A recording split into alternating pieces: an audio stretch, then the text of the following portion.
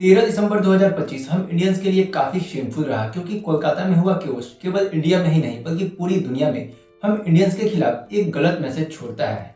और यह पूरी दुनिया में हम इंडियंस के सिविक सेंस को उजागर करता है कि कैसे कोलकाता के सॉल्ट लेक स्टेडियम में फैंस ने गुस्से में आकर पहले फेंस तोड़े, चेयर को उखाड़कर फेंक डाला, पुलिस के साथ हाथापाई की और फिर एक ग्रीन कलर के सीट जो कि टूट नहीं रहा था उसे जबरदस्ती तोड़ने की कोशिश की। और इसी तरह 1984 में बने कोलकाता के सॉल्ट लेक स्टेडियम को पूरी तरह तहस नहस कर डाला। लेकिन यहाँ एक सवाल यह उठता है, क्या भारत ऐसे बनेगा विश्व गुरु? आखिर यह पूरा मामला लियोनेल मेसी के इंडिया टूर के साथ जुड़ा हुआ है। चलिए हम इसके बारे में जानते हैं। दरअसल लियोनेल मेसी अपने टीममेट रोड्रिगो दे पॉल और लुइस सुआरेज के साथ ग्रेटेस्ट ऑफ ऑल टाइम यानी कि गोट इंडिया टूर के तहत इंडिया आए थे।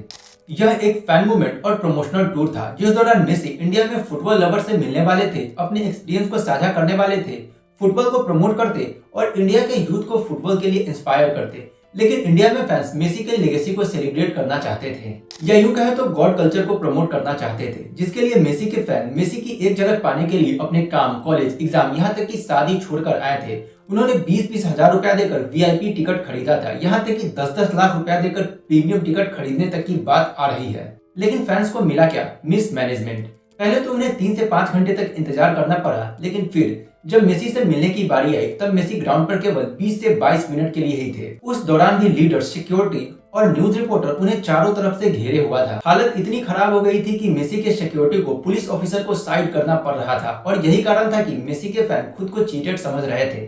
उन्हें लग रहा था कि उनके साथ स्कैम हुआ है और इसी कारण स्टेडियम में आए हजारों फैंस आक्रोश में आकर पूरे स्टेडियम को तहस नहस कर देते हैं और फिर जो हुआ आज पूरी दुनिया जानती है। लेकिन यहाँ एक सवाल यह उठता है कि क्या मेसी के 70 फीट टॉल स्टैचू का बनाना जरूरी था?